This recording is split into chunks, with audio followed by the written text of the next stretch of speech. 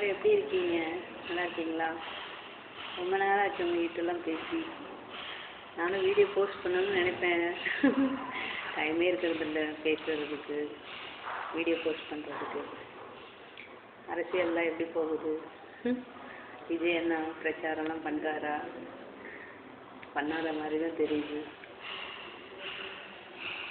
ஆக்சுவலாக அவங்க சொல்லலாம்னு நினச்சேன்.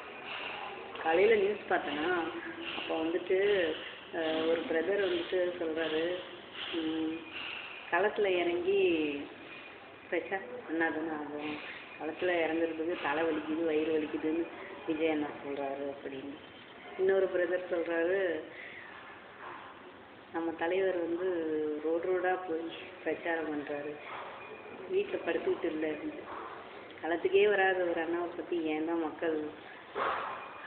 மக்கள்கிட்ட போயிட்டு அவர் இப்படி பண்ணுறாரு அப்படி பண்ணுறாருன்னு சொல்கிறாங்க. இப்படிலாம் சொன்னால் என்ன ஆக போகுது? அண்ணாவோட இமேஜ் என்ன குறைய போகுதா? கூட தான் போகுது. அதனால் எல்லோரும் 23ஆம் அண்ணாவுக்கு ஓட் போட்டுருங்க, மறந்துடாதீங்க சரியா? என் ஃப்ரெண்ட்ஸ் எல்லாரையும் கேட்டங்க, இந்த வீடியோ மூலமாக கேட்கதா வச்சுக்கோங்க. ரொம்ப நாள் ஆச்சு எல்லாரும் பேசி.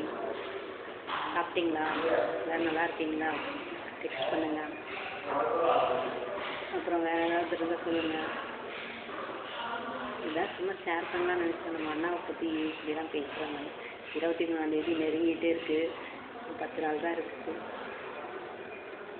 ஃபாரினில் இருக்கிறவங்கெல்லாம் கரெக்டாக வந்து ஓட்டு போட்டுருங்க, உட்காந்துருக்காதீங்க.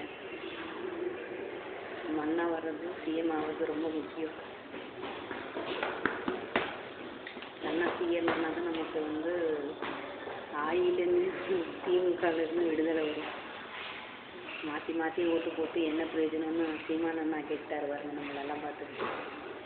அதெல்லாம் நமக்கு எவ்வளோ பிரச்சனை. அதனால் இந்த டைம் வந்துட்டு கரெக்டாக தெளிவாக நம்ம வந்து ஓட்டு போடணும். அப்புறம் என் ஃப்ரெண்ட்ஸுங்கெல்லாம் எப்படி இருக்கீங்க? நல்லா இருக்கீங்களா? உங்களை வீடியோஸ் எல்லாரோட வீடியோஸ்லாம் பார்த்துட்டு தான் இருக்கேன். ரொம்ப பிடிச்சிருக்கு.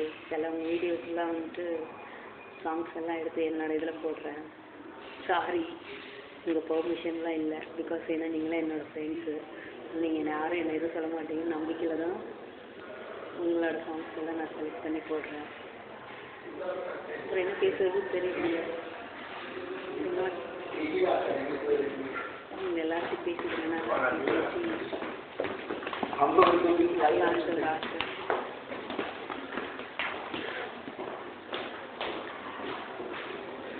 ஏதாவது இருந்து சொல்லுங்க.